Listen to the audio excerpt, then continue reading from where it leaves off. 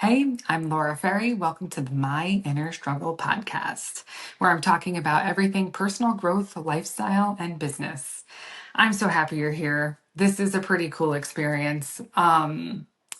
We actually just hit or surpassed, I should say, 100,000 views on YouTube in just about 5 short months. So that's been really neat and something that I've been working towards each week, just waiting, watching the needle go, and kind of use that as a guideline too on what content you're enjoying and what maybe you're not enjoying, or what makes more sense.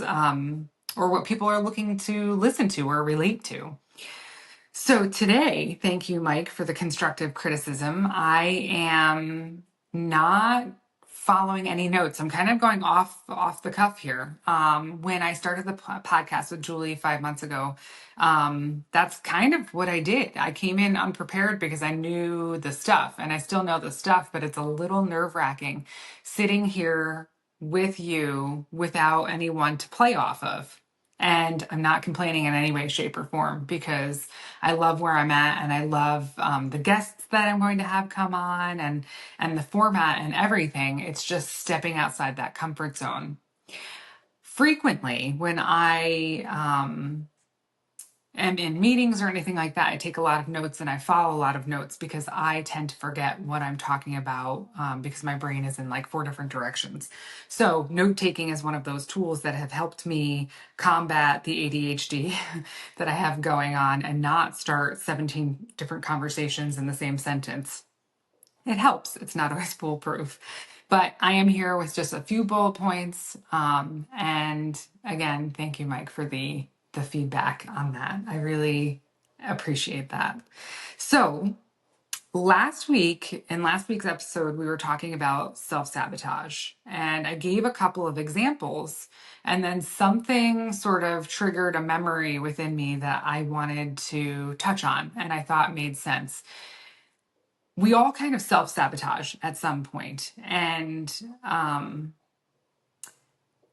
sometimes I think we have a hard time realizing it. Once you become aware of it, things start changing.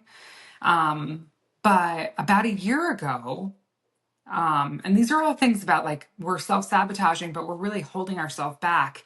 And there's a reason that we're holding ourselves back. And one of those reasons, and the reason that I struggled with, was thinking that I didn't deserve happiness, or I didn't deserve love, or I didn't deserve to be surrounded with good people, that I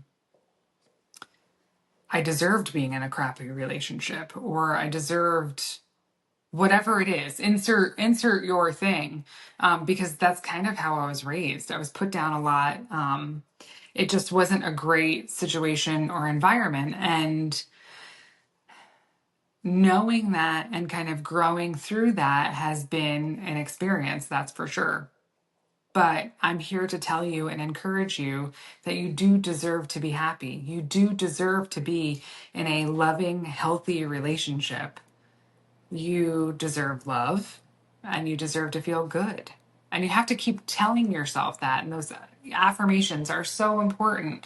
The thing, we hear our voice the most every single day, all day long. And if we're constantly telling ourselves that we don't deserve to feel good, or that we're stupid or fat or ugly or awkward, that's what we're repeating to ourselves all day. And if you have children, not that you even need to say it out loud and that you're thinking it, you're giving off that vibe as well. They know, they observe everything. So stop holding yourself back. So I want to kind of talk to you about a little thing that happened to me yesterday. So I fairly recently, actually, I got back into pole dancing. So I joined this studio and it's been a really cool experience. But I started dabbling a little bit about a year ago. And it was this series, like beginner series class or whatever that I did. And I think it was probably halfway through the program that I stopped going. I knew I felt good when I was there. I was in such a weird place. I had done so much work before the relationship that I was in and then throughout the relationship. And then I found myself in this space that I kind of had gone backwards a little bit, I think, as far as my confidence in my confidence in myself, my body, everything about it. And I know Julie and I did an episode on getting naked. And so I wanted to kind of tie that in. If you haven't listened to it, go back and listen. And it's all the things, basically. I mean, being confident in yourself and your body and what you have to offer, and knowing that you're not here for service. You're here to feel good and receive love the way you want to receive love. And the pole dancing is actually a practice for myself, no one else. And it's about taking control of my own sensuality and everything that goes along with that. So, regardless, so about a year ago, I was feeling really set back from this relationship, from the breakup and everything else, and not feeling too confident in myself. And I thought this was the perfect time to do this type of thing because I needed to gain that confidence back. But I got so held up in my own head that we got halfway through the series and it was like week 3, and all of a sudden um I couldn't figure out what to wear. And it stopped me. And 10 years ago, that stopped me from going places. But I can remember back to when I was a teenager and it stopped everything around me. I was supposed to go to my first concert with my sister, and we were having to leave, and I couldn't find anything to wear that I'd be comfortable in, and I didn't go. And I think about that moment all the time. I think I was probably like 15 years old, and that was the outcome of going to this first concert. And I stopped myself because I didn't like the way I looked in a t-shirt, and so I missed out on that experience, sabotaging my own happiness. So I just thought of this moment. But about a year ago, when I was going to this class, I tore apart everything in my room. And not only that, I tore apart my body in the mirror because I was so hung up on all of my imperfections to go and enjoy myself, to do something good for myself. Talk about self-sabotage. So when I went to this class, I was thinking about it yesterday during the day, and I'm like, what am I going to wear? And I'm just starting. So I'm learning the moves, and I'm learning what you're supposed to do, what you're not supposed to do. Obviously, it's hard. And when you're wearing shorts, when you're not, whatever, because some of the stuff happens on the floor, and it's just really cool. And I texted a friend of mine that goes, and I said, listen, I'm going tonight. Like, what is the deal with this type of class? Like, what would be the best option? And she literally said, and I know this, wear whatever you feel the most comfortable in, right? And I said that at lunch today too. Like, you really should wear whatever you're comfortable in normally, because otherwise everything about you is the way that you're feeling, the energy that you're giving off, and all of it.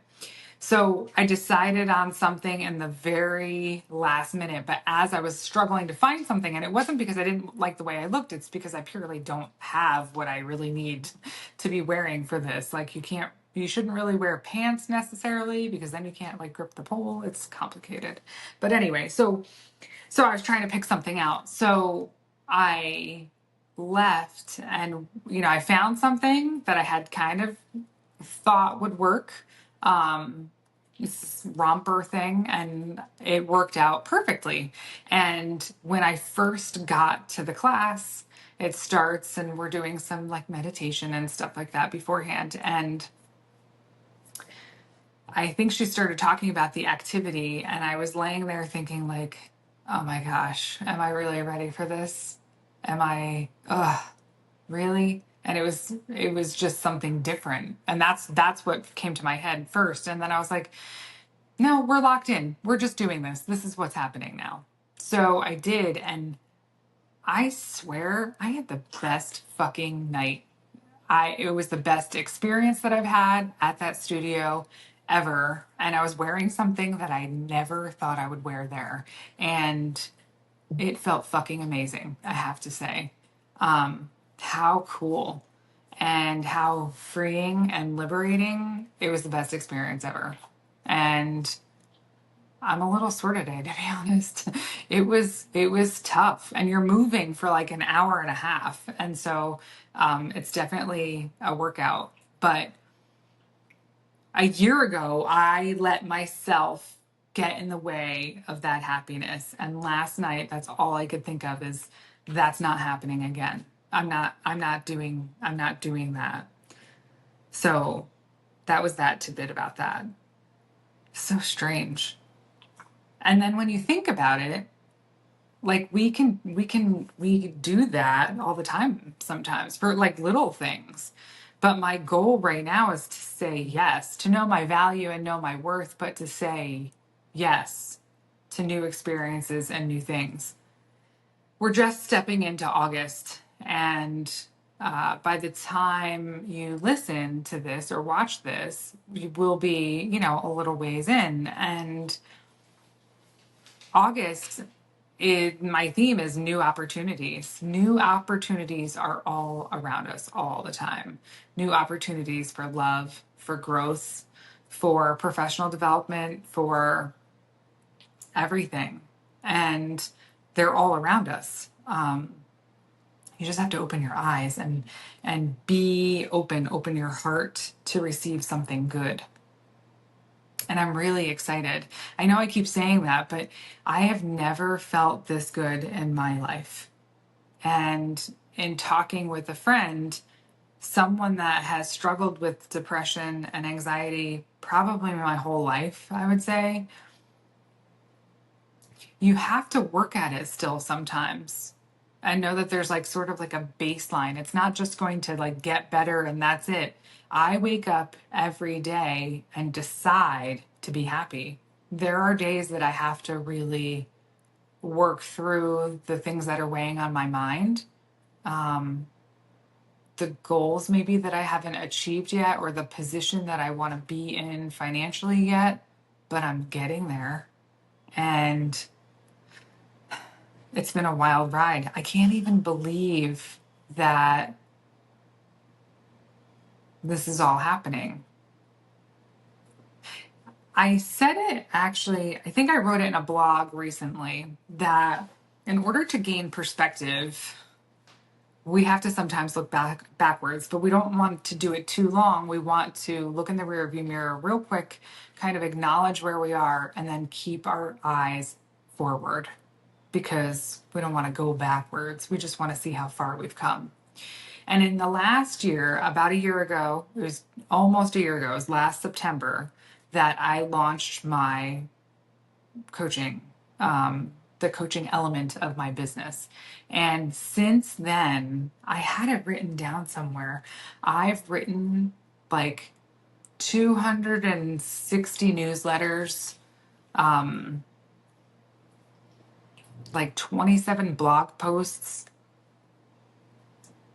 and I've basically finished my book and launched a podcast, grew my Facebook audience to over 6,000 and counting, launching a new subscription service, and grew my YouTube audience from zeros to almost 500 with over 100,000 views.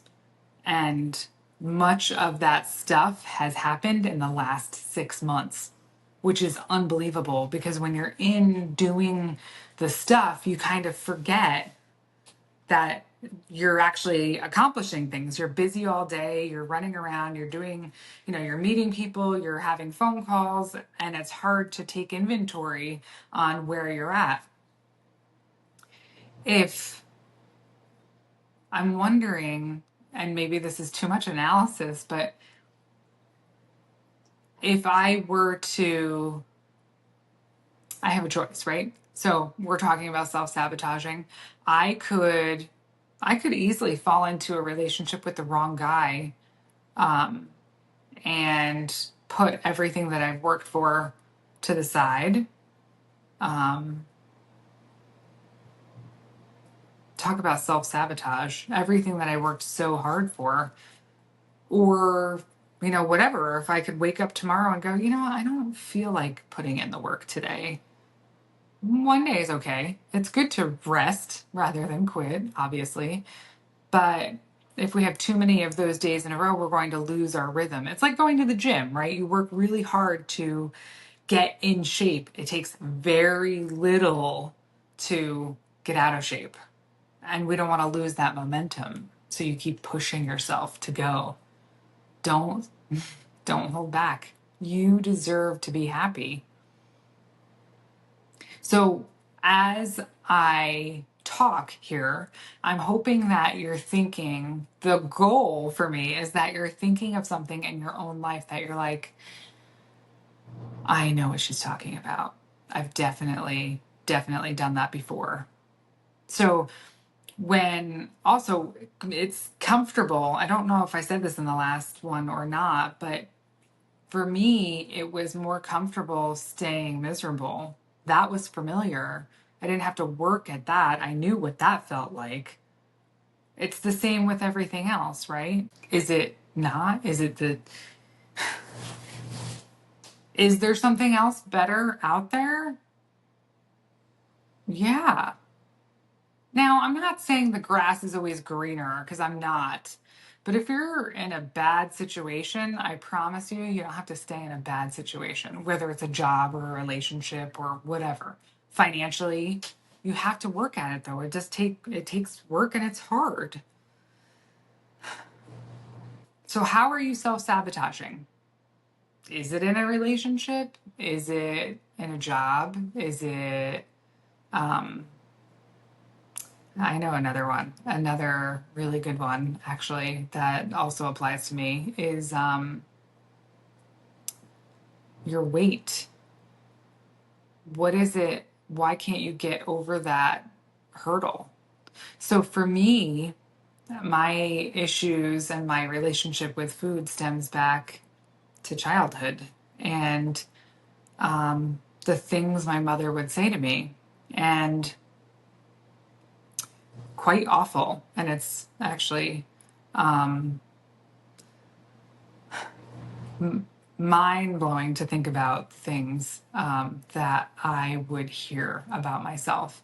And so when we talk about feeling deserving of things, usually those are stemming from situations like that.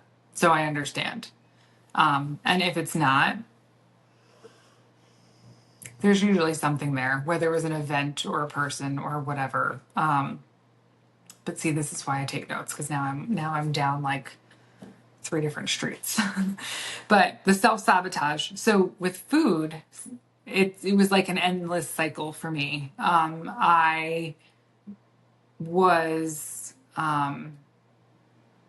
told a lot of times that I didn't need to be eating, or things of that nature.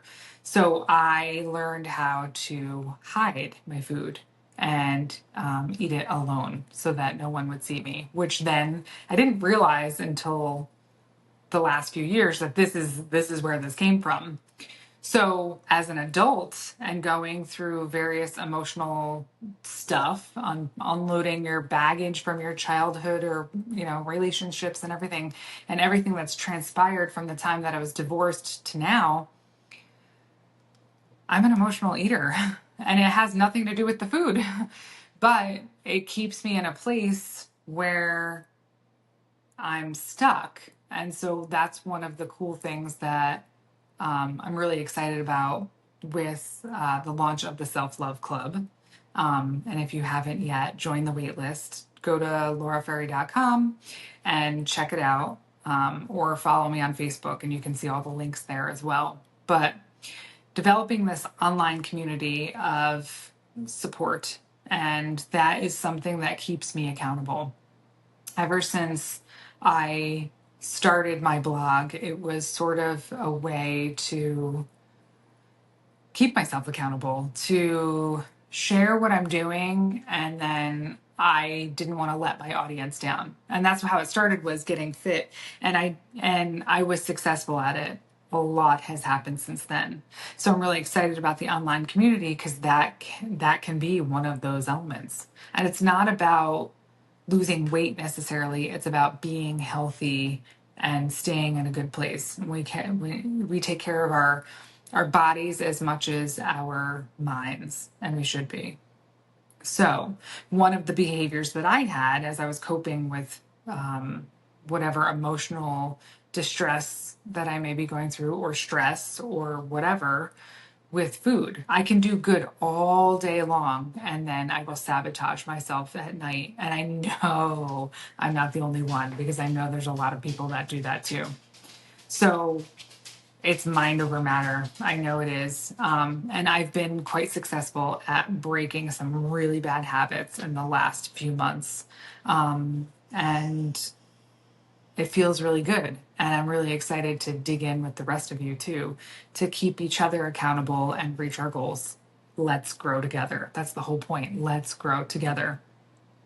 So I hope that this helps you specifically.